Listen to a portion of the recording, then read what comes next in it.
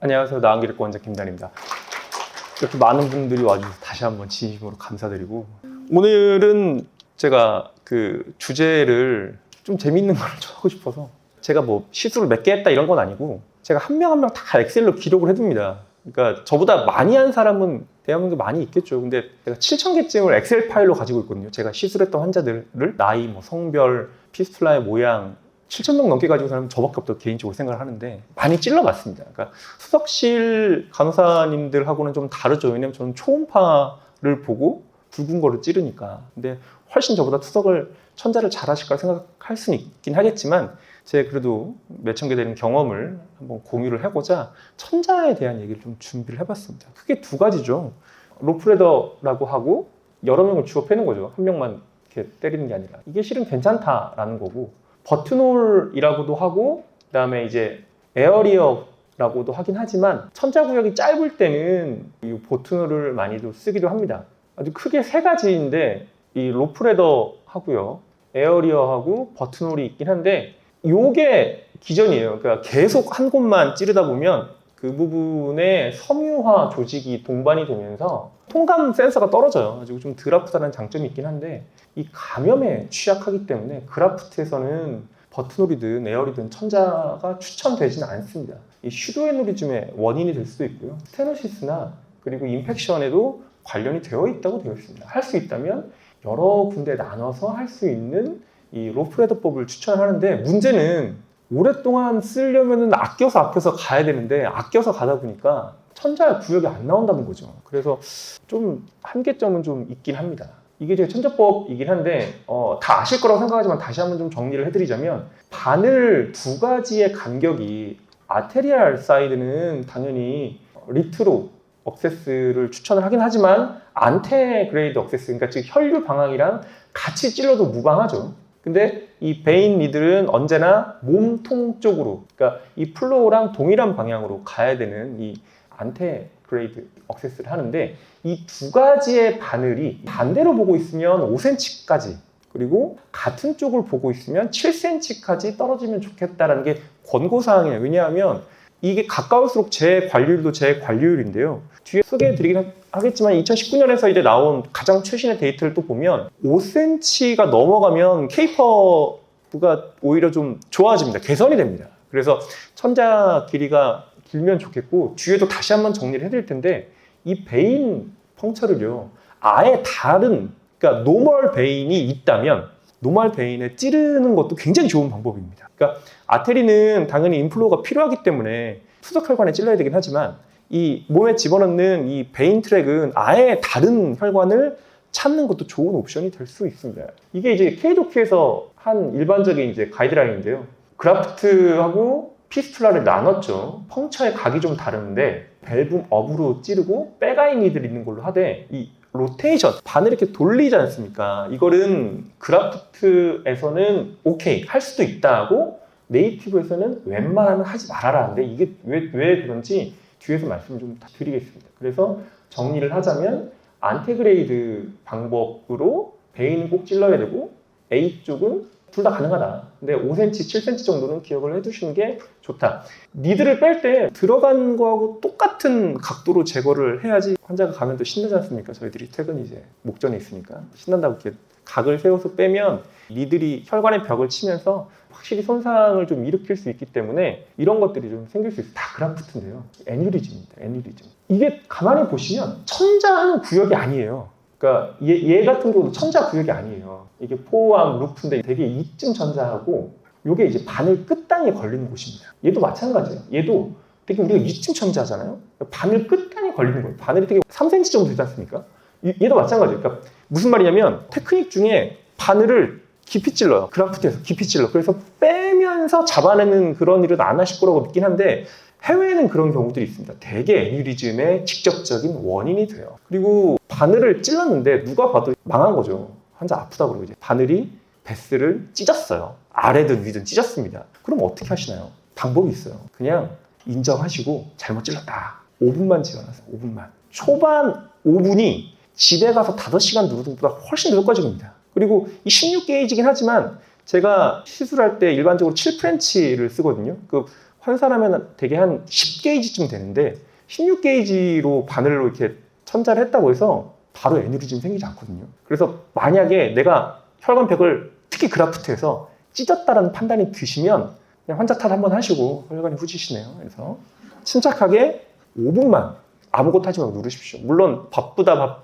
투석실이 쉽지 않다는 걸 모르진 않지만 그 5분이 요 애뉴리즘을 현격하게 정말 줄일 수가 있기 때문에 그냥 후반 5분, 10분을 지혈 때 쓰시면 안 됩니다. 지혈 때 안 돼요. 본인이 그냥 손으로 누르셔야 돼요. 근데 굉장히 효과적입니다. 그래서 이제 요 테크닉으로 이제 하는데 L 테크닉이라고 해서 이렇게 피부를 조금 당겨서 요 검지가 이제 스릴이 반드시 느껴져야죠. 제가 최근에 저한테 크리에이션을 했던 환자분들 보시면 알겠지만 헤나를 밀고 있어요. 헤나. 예전에는 스킨 마킹 펜으로 그렸는데 하루 이틀이면 지워져 버려가지고 한 2주 정도 갈 거라고 기대하고 이제 헤나를 밀고 있는데 무슨 말이냐면 이게 사람이라서 이게 손끝으로 장갑을 낀 채 스릴을 느껴지려고 하면 안 느껴집니다.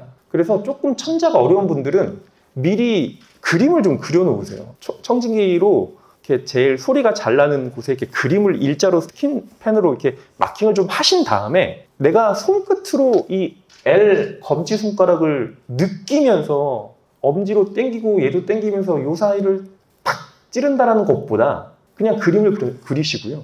그림 보고 찌르는 게 제일 좋습니다. 그래서 천자하기 좀 어려운 분들이 있다면 저한테 보내주시면 제가 헤나로 우리 구경리 원장이랑 같이 2주 이상 가게 잘 그려놓을 테니까 일단은 비주얼라이제이션 하는 게 굉장히 중요하고요. 스킨이 좀 쨍쨍한 느낌이 드는 게 굉장히 중요해서 이렇게 그라프트는 달라요. 그라프트는 도망치지 않게 좌우로 잡는 게 조금 낫습니다.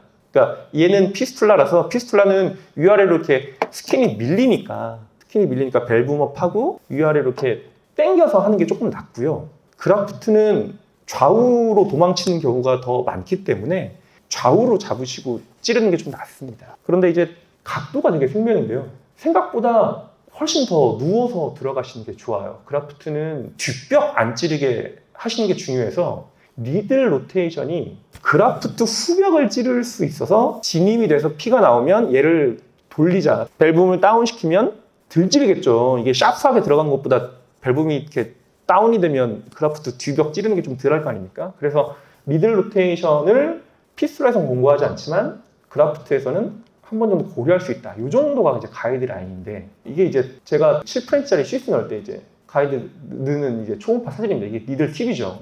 영상을 재생을 해주시면 장축으로 이렇게 미는데 그거 보여드리려고요. 굉장히 누워 있습니다. 굉장히 누워 있어요. 생각보다 누워서 들어갑니다. 그래서 진입이 되면 아까 25도라고 했지만 내 생각보다 더 좀 눕는다라는 느낌으로 하시는 게 실제적으로 그렇고요. 요거는 요즘에 이제 투석실 원장님, 그러니까 신경내과 원장님께서 초음파에 관심이 있는 분들이 많고 이제 학회 내에서도 이니셜 펑처를 소노 가이드 하에서 하면 너무 좋지 않겠느냐라는 움직임이 그래도 일고 있어서 어느 정도 선순환이 될 거라고 믿고 있는데 이런 식으로 되게 접근해요. 그러니까 제가 리얼타임으로 소노를 움직이고 있는 거거든요.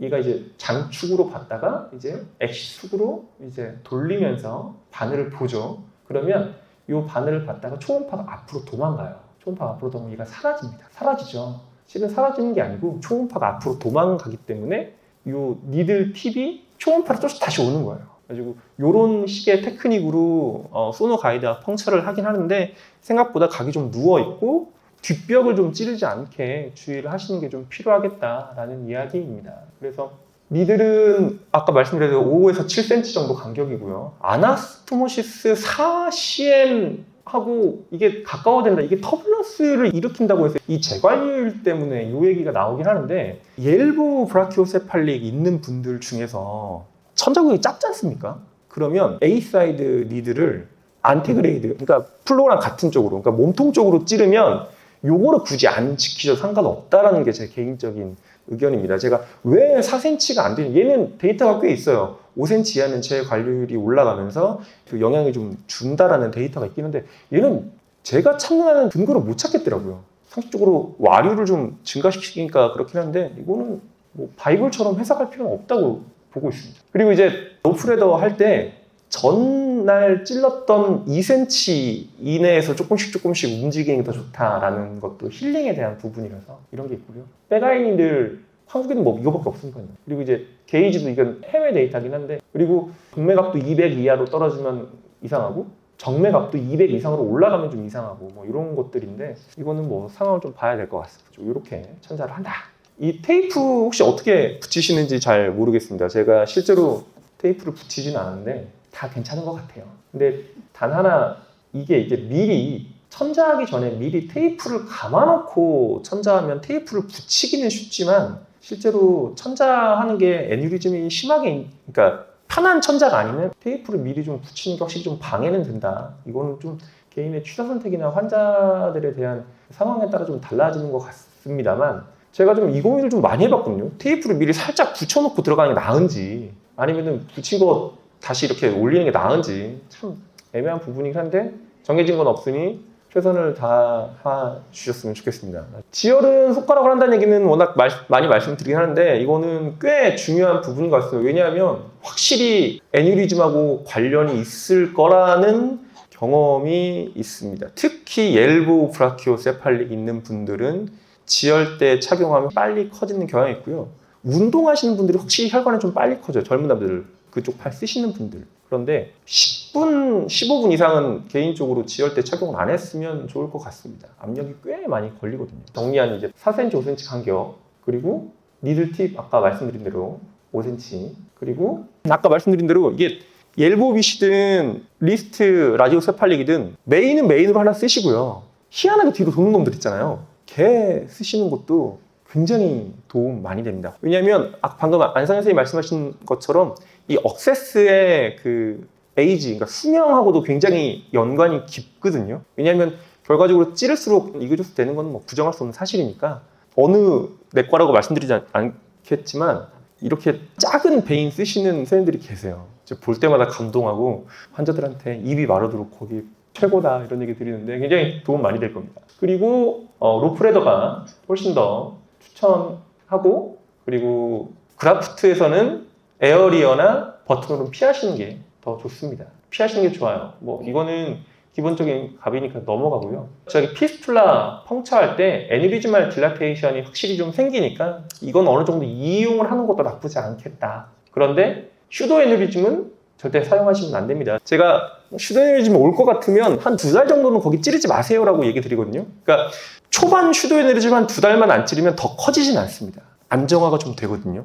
그리고 전 세계적으로 이 PTFE라는 그 그래프트를 사용하지 않습니까? 걔가 한 2년 쓰면 해집니다. 그거를 뜯어보는 외과 의사들은 다 알 텐데, 얘를 나중에 이렇게 인펙션이든 무슨 일로 이렇게 제거를 하잖아요. 그러면 그 그래프트가 너덜너덜해져요. 그리고 그 위에 내거 티슈가 화석같이 앉으면서 그래프트가 커지는 그 이론적인 배경이 그렇습니다. 그러니까 그래프트가 녹조 바늘로 완전히 해져가지고 그 위에 내거 소프트 티슈가 이렇게 차면서 살짝 커지는, 그게 정상적인 흐름이라 혹처럼 볼록 올라오는 애뉴리즘이 생겼다면 초반 한 2달만 거기 피하시면 걔가 더 잘하는 걸 막을 수가 있어서 나중에 안정적인 그 천자 구역이 될 수 있기 때문에 꼭 기억을 해주시면, 초반에 피하는 게 제일 중요합니다. 아까 바늘도 초반 5분이 제일 중요하다고 했던 것처럼 초반이 제일 중요합니다. 그리고 인머츄레이션 상황에서는 펌 하나 쓰시고, 이거 많이들 잘 하고 계셔가지고 이것도 굉장히 좋은 테크닉이라서 생각해 주면 좋겠습니다. 여기에 대한 데이터는 아직까지 투석혈관에 대해서는 뭐 사파입니다. 사파. 제가 투석혈관학회에서 발표도 한번 하고 데이터도 열심히 모으고 있긴 한데 아직까지 정론은 아니라는 말씀 좀 드리고요. 투석에 대한 가장 그 부담이 아프다는 거죠. 아프다는 겁니다. 단순히 천자하는 순간의 통증뿐 아니라 투석할 때 아픈 통증도 꽤 있어요. 근데 이게 이 베인 컨제스천하고 이제 비너스 하이퍼텐션이라고 그러죠. 통증은 어쨌거나 저쨌거나 이 펠빅 컨제스천 신드롬이라고 그러죠. 이 골반 내에서든지 아니면 우리가 이제 베리쿠스 베인이라고 하는 이제 크로닉 베인 디지즈에서라든지 베인의 압력이 증가를 하면 결과적으로 페인의 센스 자극이 돼서 아프다, 염증 물질이 쌓인다까지는 데이터가 있습니다. 여기까지는 팩트예요. 여기까지는 팩트인데, 하지정맥류 중에 이제 정맥 확장통이라는 개념을 너무나 과대 해석하는 부분이 좀 있긴 한데, 이제 그거는 차치하고요. 정맥에서 압력이 좀 증가하면 염증, 신경자격, 그리고 감각신경 활성화 등으로 아파요.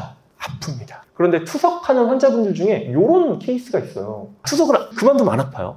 그리고 하고 나서 한 2시간 있다가부터 아파요. 그래서 속도를 조금 떨어뜨리다든지 자세를 바꾸면 안 아프다고 합니다. 그런 희한한 애들이 있어요. 근데 이게 이렇게 콜라테랄이 있어서 PTA 시술을 받고 오면 또 안 아프다고 그래요. 그리고 또 시술을 받으러 갈 때쯤 되면 슬금슬금 아프다라고 하는 분들이 한두 분은 계십니다. 이게 저는 개인적으로 투석 중에 정맥의 압력이 변화가 되고요. 왜냐하면 이 투석 중에 정맥에 걸린 압력이 시간이 지나면서 늘어나거든요. 결과적으로 투석 관내 압력이 후반부에 가면 당연히 증가를 하고 그로 인한 통증이 투석을 안 할 때는 통증이 없고요. 투석 한두 시간부터 아프고 예고 있는 사람들은 위쪽 팔 그리고 리스트에 있는 사람들은 아랫팔에 흔하게 좀 하는 경우가 있고 이런 분들이 제가 정맥 확장제 이제 벤니톨이라고 메디아벤 약을 섞어서 드리는데 이게 신장 투석하시는 환자분들한테 잃을 게 별로 없어요. 그러니까 이 약을 처방을 했다고 해서 이 약이 의존증이 있는 것도 아니고 진통제도 아니고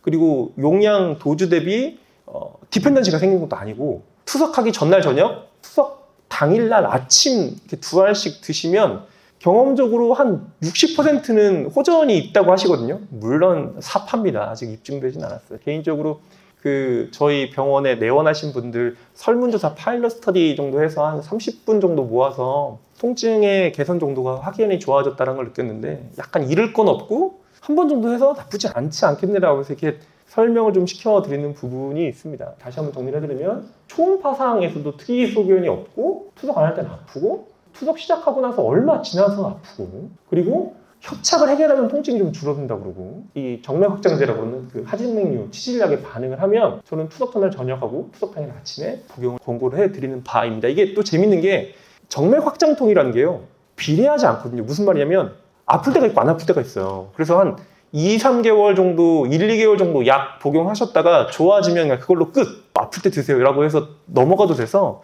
어느 정도 참을 필요는 없지 않겠느냐라는 생각이 좀 듭니다. 긴 시간 동안 잘 들어서 너무 감사드리고 특히 이 자리 참석해 주신 우리 인공신장실 간호사분들에게 깊은 감사를 드립니다.